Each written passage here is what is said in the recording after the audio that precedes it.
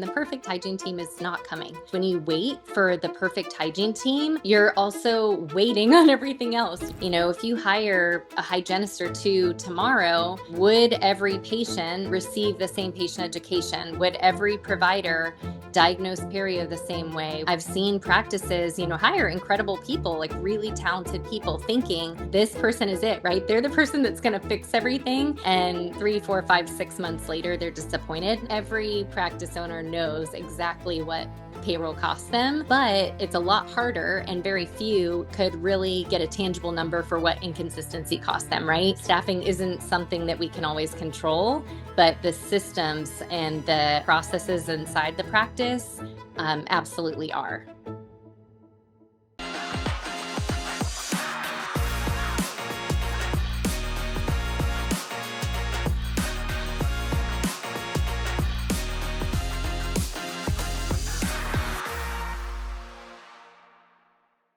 Welcome back to the Private Practice Playbook. We hear something from practice owners almost every week. As soon as I hire another hygienist, as soon as we're fully staffed, as soon as the payroll settles down, then we'll invest. But what if the biggest thing holding practices back isn't staffing?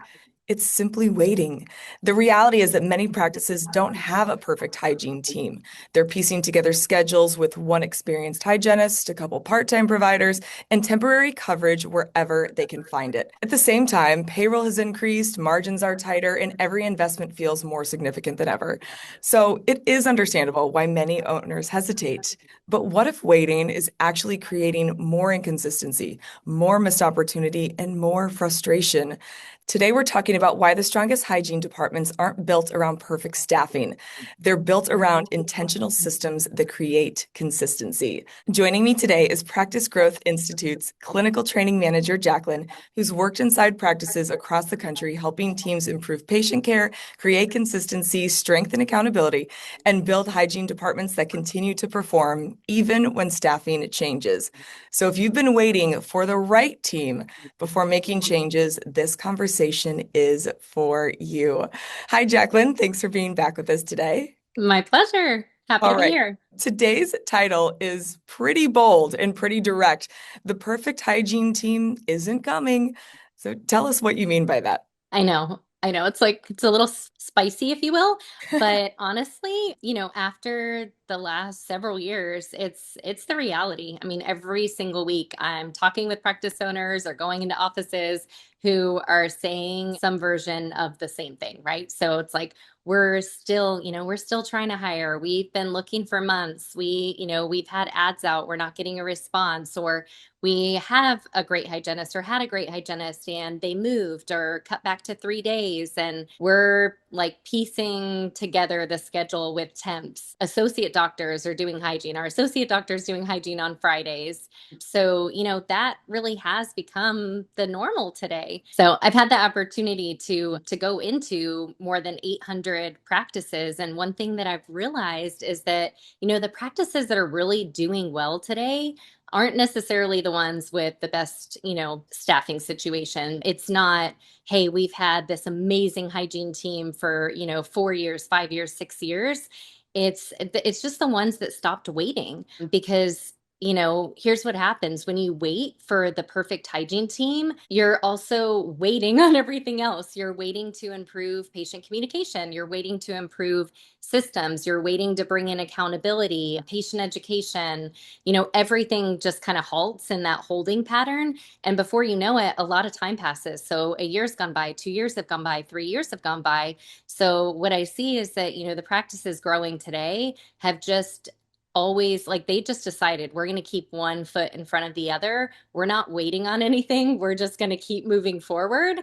And what they have now is a team and a department that can perform really well with kind of whoever is on the lineup. So to me, that is a much more empowering way to think about it because staffing isn't something that we can always control, but the systems and the processes inside the practice absolutely are. Yeah, what you just described makes me think of the line like leap and the net will appear a little Oh bit. yeah. And Yeah, instead yeah. of having to have, everything right and in a line before you start working on optimizing the business on the inside, right? Absolutely. 100%. Yes. Yeah, Yep. you mentioned you'd been in hundreds of practices across the country. So right now, what do you think that the average hygiene department actually looks like? It looks a little different everywhere, you know. It depends on what part of the country you're in. It depends on, the type of practice, but there's definitely patterns. 5 or 10 years ago, it was not uncommon to walk into an office where the entire team was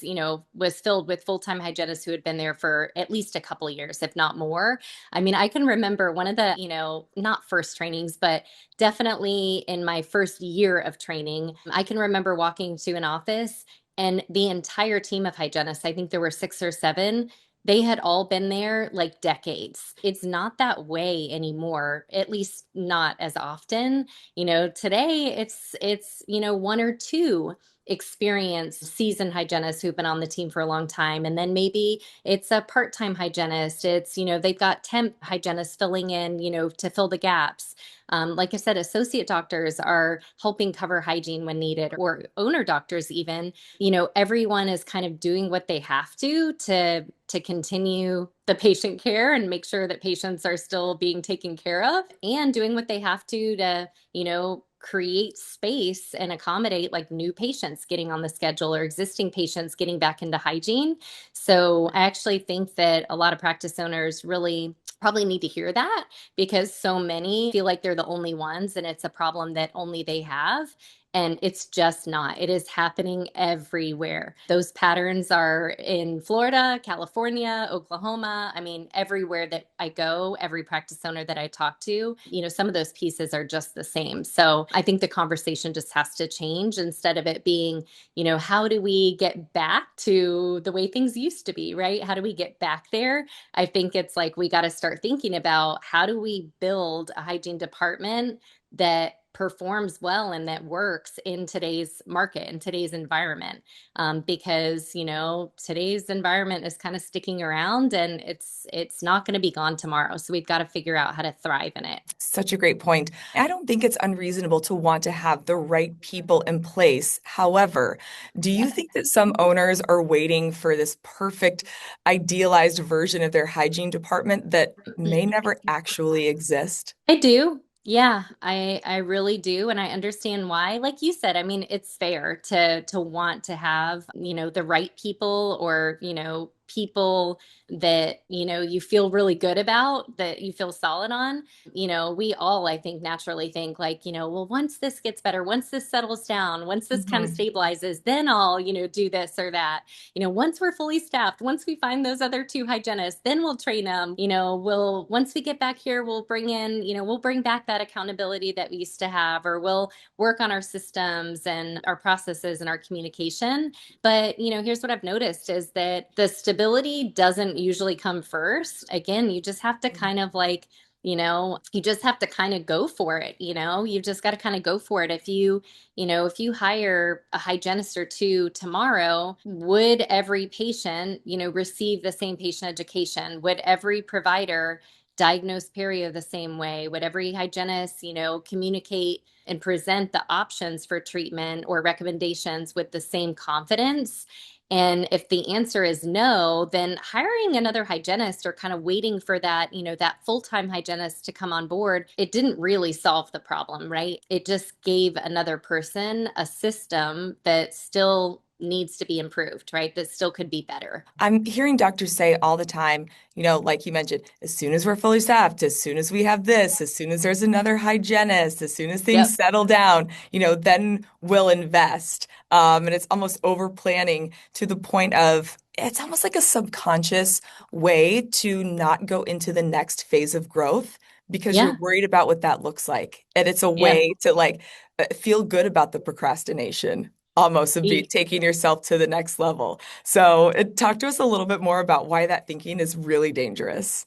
As you were saying that, I'm just all I can think about is having kids, right? So it's like I can't tell you for like how many times for how many years I thought to myself, well, once this happens, right? Once, now's not the perfect time, maybe in the fall, maybe in the spring, maybe next year. And then, before you know it, I mean, really a lot of time passes and waiting has a cost, we just don't always see it in the moment. It never feels like the perfect time. And this is something that I've just seen become true over so many years in dentistry, is like there really is never a perfect time. Human capital is always a work in progress. Even once you feel like, oh, we've arrived, we've got the best team we ever have, you know things change. So again, we just don't always see it. A lot of times human nature is we just kind of, that waiting just kind of happens and we stay in that holding pattern, and it's neutral.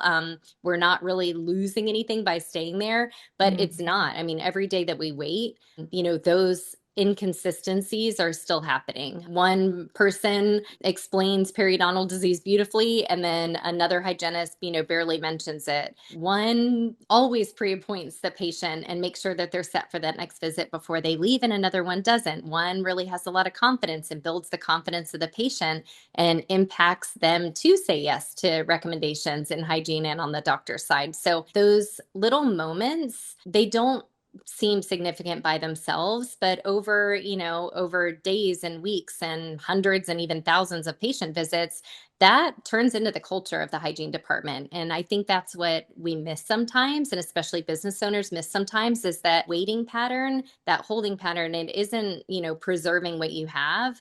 It really does allow inconsistency and kind of the complacency to just become more deeply rooted. Yeah, it's like we have this fixed mindset and we're married to this plot line of, okay, the person is going to fix everything, not the system.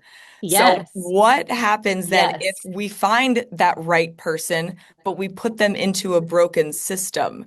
Then what happens? Like that makes me think almost, okay, well, if I have the right person, we can scare them away if we don't have the right processes and the right systems in place. Yes, Would you agree yes, with yes, that? yes. 1,000%. I mean, eventually, like the system wins, right? The broken system or the less than ideal system, it wins. And that's probably like the simplest way to put it. Great hygienists are still human. If expectations aren't clear, if every provider communicates differently, if there's not that like calibration, if there isn't accountability, if everyone has their own philosophy of care, their own standard of care, even a really amazing hygienist starts kind of adapting to the environment around them. And I've seen practices, hire incredible people, like really talented people, thinking this person is it, right? They're the person that's going to fix everything. And, 3, 4, 5, 6 months later, they're disappointed, not because that, hygienist wasn't talented, but it's because they expected one person to kind of overcome a whole system, a whole department that really wasn't supporting their success. So I don't think that it's fair to put that kind of burden on one team member. Mhm. The better question isn't, can this person kind of drive the department and save the department and move it in the right direction? It's, does our department, or like, is our department set up to help every hygienist be successful?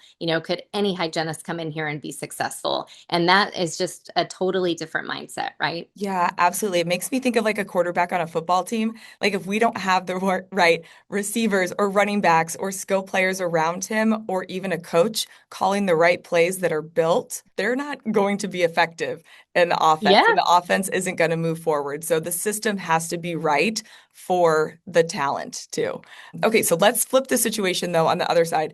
I hire a average, okay, middle average hygienist and put them into an exceptional system. What can happen then? This is actually one of my favorite things to watch, and I've gotten to see this happen a lot, right? I've seen it happen so many times when, someone walks into a practice and they're not the most experienced clinician. I mean, they have maybe very little clinical experience. They just graduated hygiene school a year ago or something, right?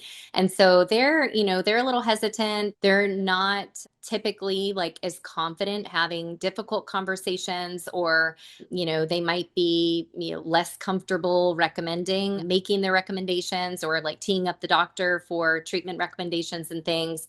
They're, depending again on the practice, they might be really leaning into the insurance and letting insurance kind of guide the conversations and the treatment, recommendations and offerings. So if they walk into a department with really, clear expectations, clear standard of care, they hear how everyone communicates with patients. They understand the doctor's philosophy. They've got, systems that guide them.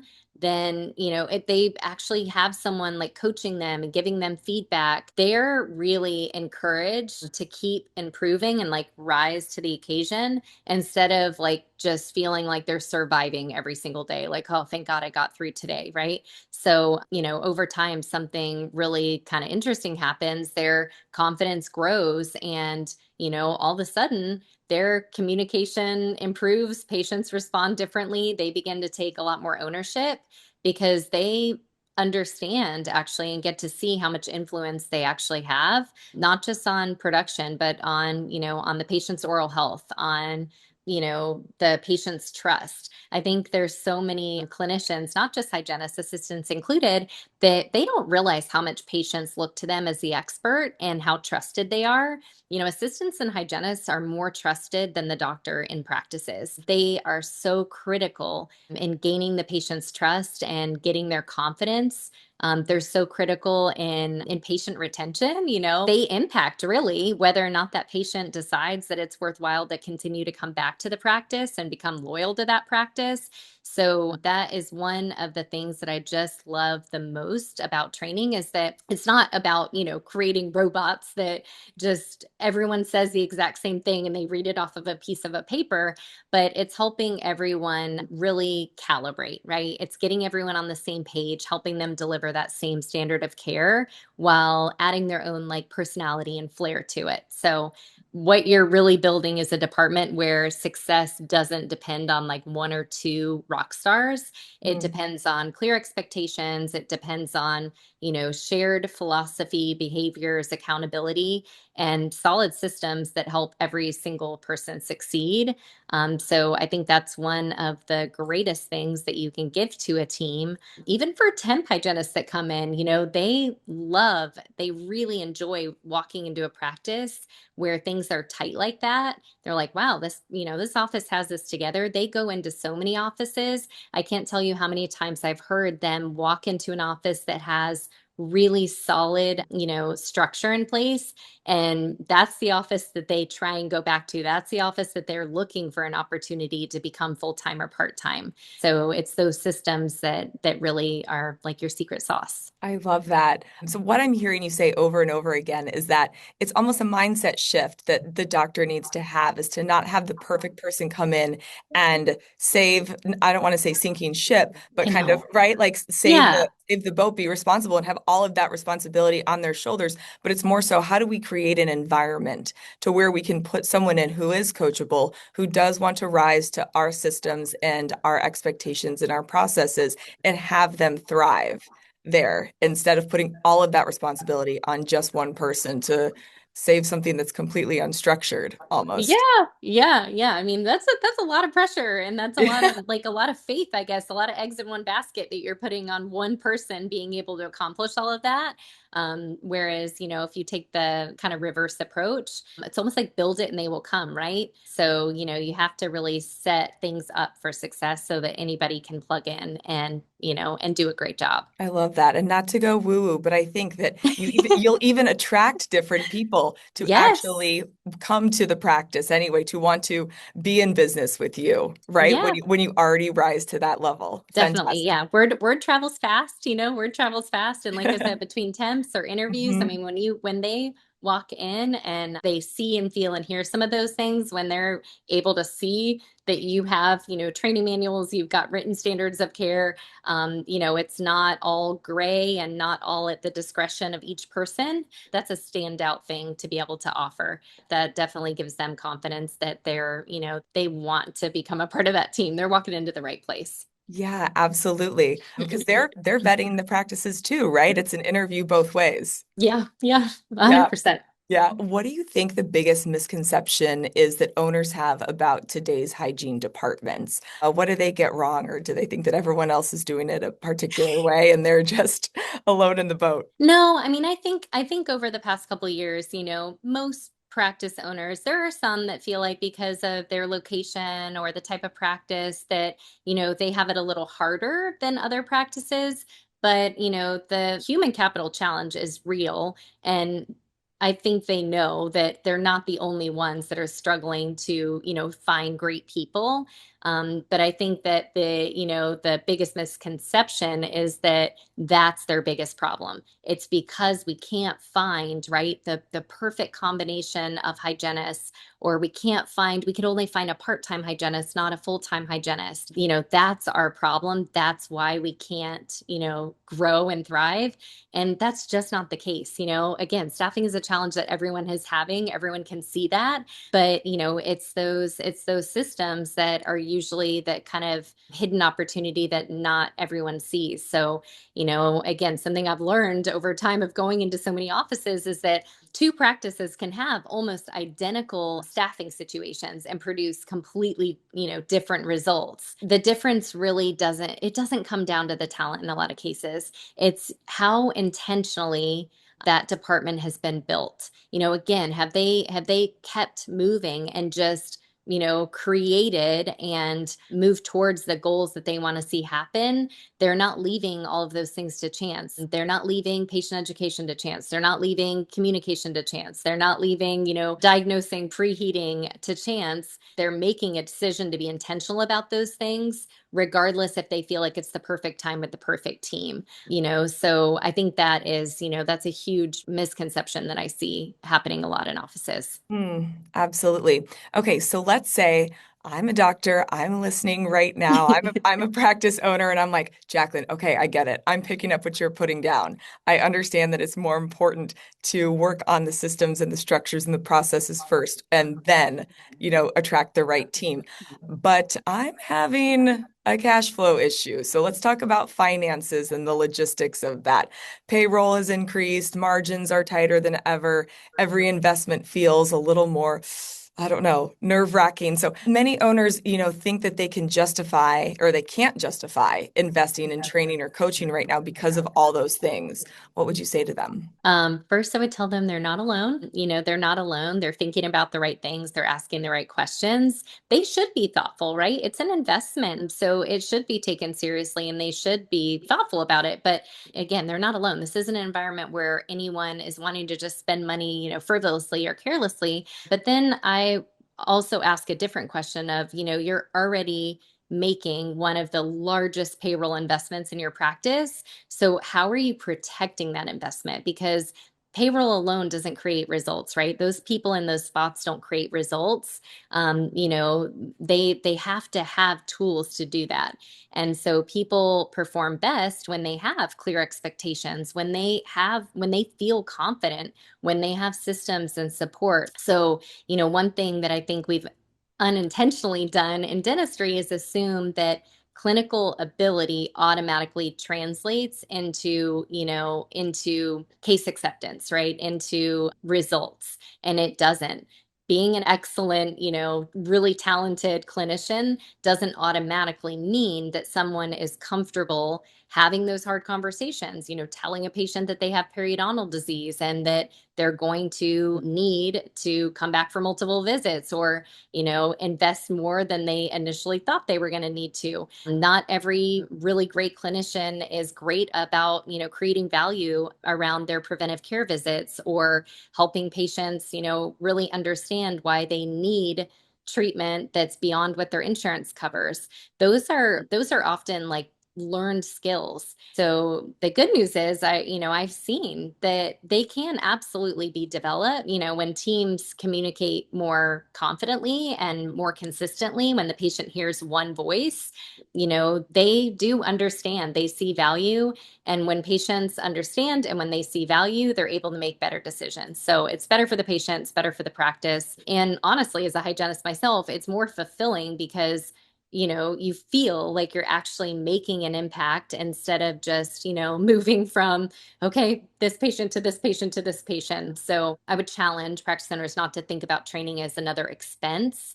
I think about it as helping their practice maximize one of the biggest investments that they're already making every single payroll. Wow. That was just a huge light bulb moment for me, and I hope for everyone else listening too, that just because someone is a brilliant clinician or provider doesn't necessarily mean that they're great at articulating the value and explaining and being able Hmm. to, I mean, for a lack of a better word, sell the treatment that the patient needs, right? Like Yep. you mentioned, those are learned skills. And then someone who might be great at that might not be a great clinician. So it's just not everyone has all of the strengths. We have to learn them as we go. So such an important point that you just made. I Yes. love that. Another concern that we hear all the time is, okay, I finally have one or two great hygienists in place, but I don't want to introduce accountability. I don't want to rock the boat. I just want to keep everything, kind of as it is. What would you say to that doctor who might say that to you? I know, and it's something, it's again, it's something I hear often. I mean, it's not, they're not the only ones thinking that. You just can't wait. People like accountability, right? And I think accountability, the word itself gets a bad rap. It sounds like scary sometimes, or it sounds like a Mm. bad word. But, if there's a feedback loop, and again, if that's the culture that's been built and created that team members step into, it's a good thing that people want, right? So without it, it creates a lot of confusion. It creates like different standards and different expectations. And ultimately, it ends up creating an environment that people don't want to stay in. You can't wait to bring accountability into the practice because you are, afraid that it's going to make your hygienist unhappy, right? You just can't. Yeah, or scare someone away because the right person is going to be motivated and like almost like turned on by that. They're like, yes, I want to have goals. I want to, rise to these expectations. That's Yeah. actually the right person, right? Yeah. Yeah. Exactly. Yes. Fantastic. Okay, some doctors might say next then, well, why would I train someone if they're going to leave? Everybody leaves anyway, so why would I invest in someone who's not going to be with me for the long haul? So you can look at it two ways, right? It is a real question, and people do leave, right? Mhm. It really happens. People do leave. That's the cost of doing business. But here's the way I look at it. If your training only benefits one team member, then it probably wasn't designed correctly. The goal isn't to develop that person. Like, yes, we want to develop that person, but that's not the sole goal, right? The goal is to develop a system, right? So, yes, I want every hygienist on the team to grow, and they do. That is the personal development, professional development for them. I want them to be more confident. They will communicate more effectively. They will take more ownership. But what we're really building is, again, the system, the shared expectations, the behaviors, the processes, that written standard of care that we, hold ourselves to. And those things stay in place, right? Those things don't walk out the door when a team member leaves. They become part of the practice. And, I've also seen something else happen where practices that invest in people often turn into places that people want to stay and people don't leave. So, people enjoy growing, they enjoy being challenged, they enjoy that feeling of, accomplishment and feeling successful.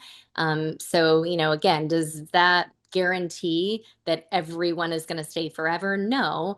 But whether they stay, honestly, whether they stay 6 months, a year, 2 years, 20 years, your patients deserve the very best version of that hygienist while they're part of your team. So, and when someone new joins, they're stepping into a department with systems that, again, support success. And that's a much easier place to onboard someone from than starting over every single time. You just said something really important that we haven't talked about yet. It's also about the patient's experience, right? Yes. So Yes. think of this training not only as training your team members, but the impact that you're going to have on your patients who are also going to want to stay. if they feel secure and valued and educated in that same way, no matter who is talking to them in the chair. Yeah, yeah, you said it. I mean, it's a triple win, right? It's a win for the Mhm. patient, most importantly. It's a win for the practice, and it's a win for the hygienist. So, I mean, it's a win all the way around, however you look at Fantastic. Okay, I think I know your answer to this one, but it. which which of these is actually more expensive? Training Okay. someone who perhaps inevitably eventually leaves, or paying a premium wage while never building systems that create consistency? Yeah, I think your guess is the right one, I'm sure. It's the second one by a long shot. Every practice owner knows exactly what payroll costs them, but it's a lot harder and very few could really get a tangible number for what inconsistency costs them, right? But it's expensive. The patient who leaves without really understanding what they need and why they need it, they typically don't come back for that appointment. It's the fluoride recommendation that never turns into a yes because someone assumes that, because insurance doesn't cover it, they don't need it. It's all of those, those like micro instances that alone are not all that significant. Patient doesn't schedule their next visit because no one really created value around their 6 month continuing care visit. Um, it's all of those hundreds of small moments that happen every single day and they really compound. So when I walk into offices, I mean, it is so rare that I see or like encounter people who just don't care. I almost always see really, really good people doing the best they can with what they have, right? Different philosophies, different habits, different communication styles, different strengths, different expectations. And that's where again those systems really matter because they minimize and like reduce the variation. So they help that exceptional patient experience and that really high level of patient care happen more consistently. So yes, someone still may eventually leave, but if you've built a department with strong systems, the next person isn't starting from zero. They're walking into an environment that's already built for success. I love it. Okay, we've talked about training a lot and these Hmm. systems and processes, but when you say training, what does that actually mean? Because I think a lot of doctors may picture, someone coming in for one day, everyone gets excited, but then that excitement can quickly wane, and 6 weeks later, nothing has really changed or been implemented. So, how should they think about that differently? Yeah, I mean, I can definitely, picture that happening, right?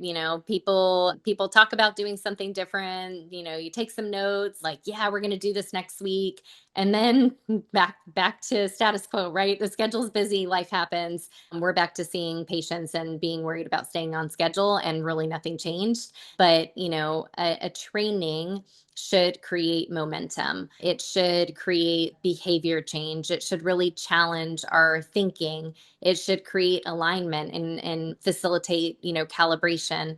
It should give the team actual tools that they can start using the next day.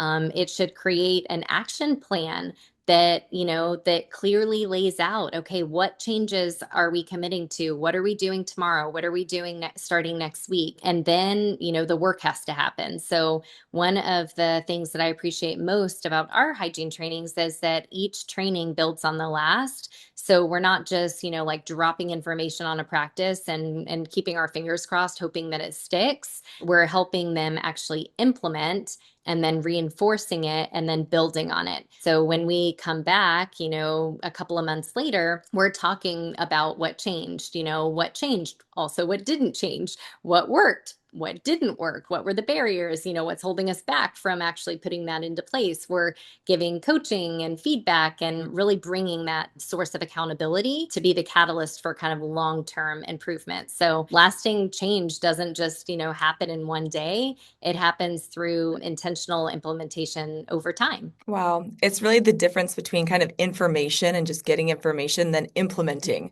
what you learned, Yes. right? Yes. Yeah. Yeah. Can you unpack that for us a little bit more? I mean, I think what you said is exactly it. It's like there's a difference between just getting information, right? I think about CE courses. Love CE courses. they are really great for getting information, right? But information isn't the thing that actually results in implementation. There has to be something behind it. Most teams, they don't lack information. We're hygienists. Listen, we're like nerds at heart. So we're always reading. We're always, we're getting information. But, and if that alone created really amazing practices and hygiene departments, then everyone would have them. But it's that implementation is where the gap is, because that requires, behaviors to change, new words to come out of my mouth, right? New habits, and, asking different questions, all those things. And that's really where the implementation changes the practice. It's practicing and getting better at asking the right questions, getting better at recommending, what the patient actually needs or wants or deserves with confidence. It's getting better at really thinking like the patient and helping create value and kind of bridge that gap between what we know and what they think. So it's all of those things. So again, it's like information is great. We can fill up a whole notepad with all of our great notes, but it's not until we actually put a plan of action into place and do it and execute the plan that we see change. Yes, the practice has got to practice, right? Yes. Yeah. Yeah. Yeah. You're totally right. Yeah. Okay, so where do you see the most inconsistency in hygiene departments? Is it around patient diagnosis, education, perhaps periotherapy, scheduling, handoffs in between the office from doctor to team member, team communication, accountability, all of the above? Yeah. Gosh, I'm like all of them. I mean, if I had to pick just one, I'd say patient communication. It's so different. And this is, again, not just for hygienists. When you're in hygiene school or when you're in dental school, they never teach you how to talk to the patient. They teach you the clinical part, right? They teach you how to do what you need to do, skill wise, and how to document what you're doing, but they never talk about really how to talk to the patient. So, every hygienist has a different background and different experiences and different, comfort levels and mentors and all of those things. And so I think that, that's really where I see the most inconsistency is that communication piece. And again, I'll say it, if I say it, 100 times, it won't be enough. That is why the system matters, right? Patients shouldn't receive like four different messages depending on which chair they're sitting in the office. We don't want to create people who, again, it's like we don't want robots. We want people that are on the same page, because being on the same page creates alignment. And when the patient hears, I mean, they could hear the same thing from four different people and they hear it in slightly different ways, but the message is the same, right? They've got that like one message, one voice. So, that is incredibly important and a huge area of opportunity in almost every office. Fantastic. That one voice, collective voice Hmm. together. I love it. Yes. Okay, you've been in over 800 practices, which is almost unfathomable. What do you think Doesn't feel about like it? Can, time flies when can, you're having fun.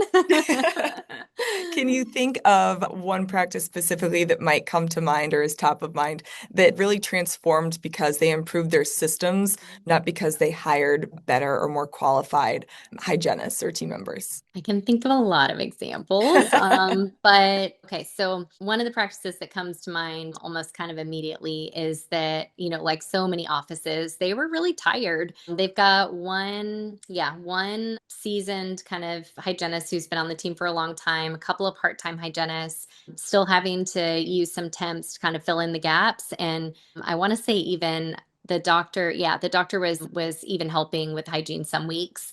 And initially, she kept saying, let's hold off. Let's wait until like we aren't relying on temps. I want to wait until we really build out the team and we feel solid, we're fully staffed. And instead, they made the decision to just go ahead and start then with what they could control and start to improve things. And over the course of, so I guess it was, yeah, it was 12 months. So over the course of that year, we worked together on really strengthening the hygiene team and the hygiene department, just like one step at a time. And so, all of those things slowly started to change. Patient education really became more intentional. And it's not that they weren't doing it before. It's just, again, goes back to patient communication and speaking the patient's language. It really helps create that value and allows the patient to see that value. Team is more confident at just telling the patient, what they need, regardless of whether or not it costs money, regardless of whether or not they have insurance or no insurance, or insurance is going to cover it 100% or only 80%.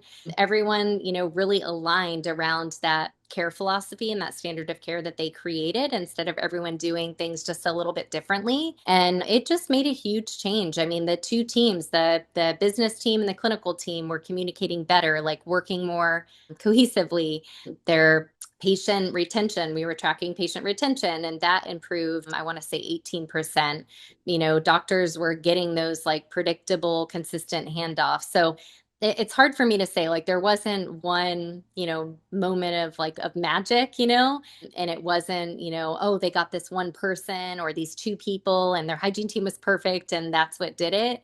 It was just those commitments, those small commitments happening, over time, again and again, that completely changed things for that team in that department. What is one system that almost every practice believes that they have, but they actually don't? Accountability. And I mentioned this before, but I really think that accountability is so misunderstood. People hear that word and their mind immediately goes to, oh, who's in trouble, right?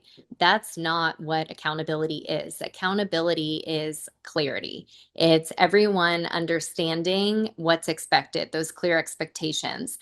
It's also measuring whether or not we're doing it. How do we know, if we're not tracking things, if we aren't monitoring metrics, how do we know whether or not we're improving? How do we know whether or not like we've arrived, right? We've met the goal. So, it's all of those things. It's accountability is celebrating, right? Celebrating our progress because we're measuring it and we know that we've gotten there. It's communicating, it's coaching someone when something isn't working. So, the healthiest practices that I've been into, they aren't constantly criticizing people. They're constantly helping people grow, right? They're helping people get better at what they do. And that is a completely different feeling. So yeah, I feel like everyone should, we gotta like redefine that word accountability, because again, it's just everyone cringes when you say that word. A brilliant reframe and a brilliant way to explain all of the different ways that accountability can show up. Not so much you're in trouble, right? It's how even do we Yes. celebrate people? How do we see how far we've come because we're tracking things? I mean, just fantastic. I love that. If every practice owner listening right now implemented one change next Monday, what would something be that they could easily take away, and what would you recommend for them? I would bring your hygiene team together, bring your hygiene team together and ask if a patient saw every, not just hygienist, but provider in this practice over the next month, would they receive the same experience? Would they hear the same message? Would they get the same recommendations? Would they receive the same philosophy? Would they leave feeling like the visit was like they got value, like they had a relationship with us, they understood why they needed to come back or why they needed to get the treatment that was recommended? If the answer is not like an immediate, like, oh, of course, right? Yes.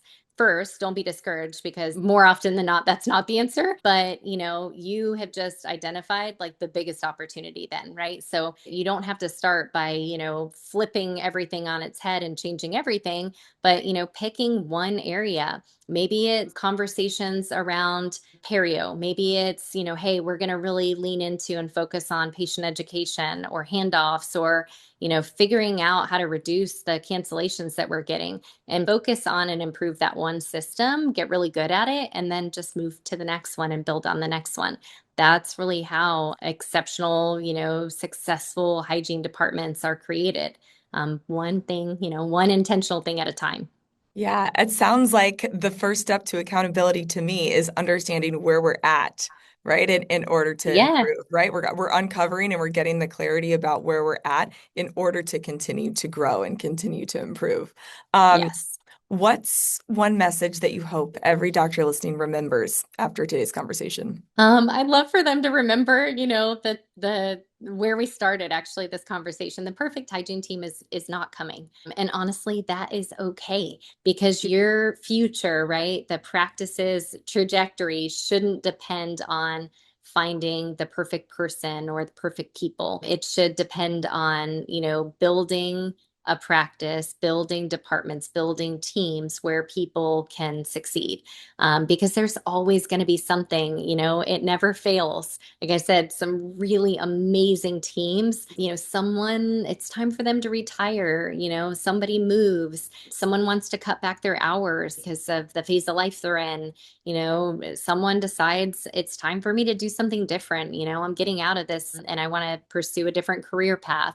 And that's just part of it. So the practices that keep on growing aren't the ones that avoid change and try and force things to stay exactly the same. They're the ones that just build systems strong enough to perform through that change, right? They're like resiliency, I guess is the word I'm trying to think of. Like they're the ones that build those systems, those expectations, that accountability that is resilient enough to make it through all of those changes. Yeah, absolutely. We can't stay the same and grow at the same time.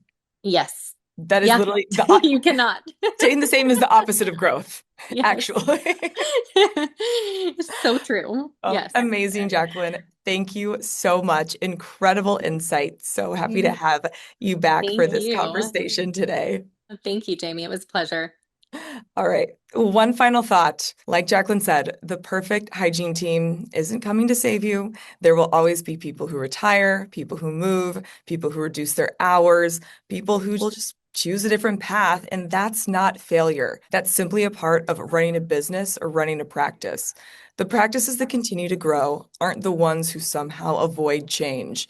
Like we just said, those things are inherently opposites, but they're the ones that build systems and continue performing through that change. They coach, they train, they create accountability, they establish clear expectations, they invest in implementation, not just information.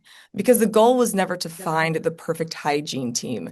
The goal was to build that kind of hygiene department where every provider can succeed because the systems around them support success. So if today's conversation challenged the way you think about your hygiene department, share it with another practice owner who could benefit from hearing it too. Thank you for listening, and we'll see you next time on the Private Practice Playbook.